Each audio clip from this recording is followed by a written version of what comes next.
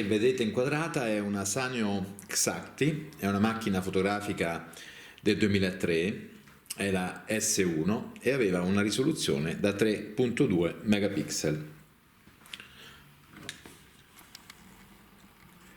Come potete vedere aveva una linea piuttosto aggraziata, dimensioni veramente ridotte e veniva alimentata con delle pile stilo che venivano alloggiate nella parte inferiore.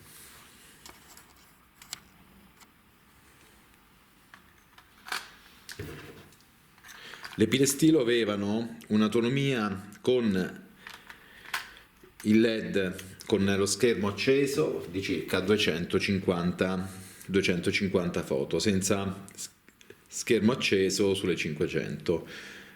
Quello che secondo me non era molto comodo era il fatto che una volta che dovevi prendere la scheda o sostituirla venivano fuori anche le pile, quindi la macchina andava sempre comunque riavviata.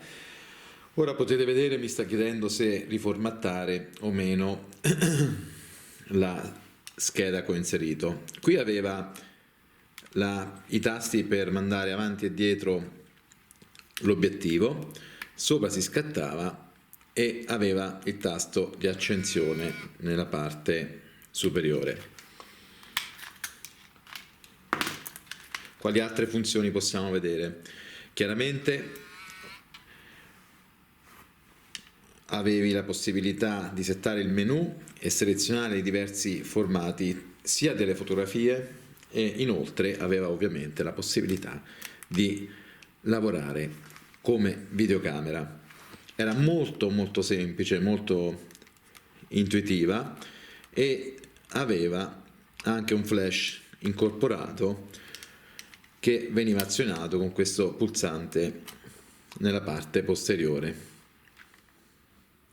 Inoltre potevate scegliere anche di utilizzare l'autoscatto e come potete vedere aveva anche un buco per inserire il cavalletto e nella parte del menu della rondella che sto indicandovi adesso col dito aveva anche la selezione delle diverse modalità di fotografia, dal dettaglio a salire.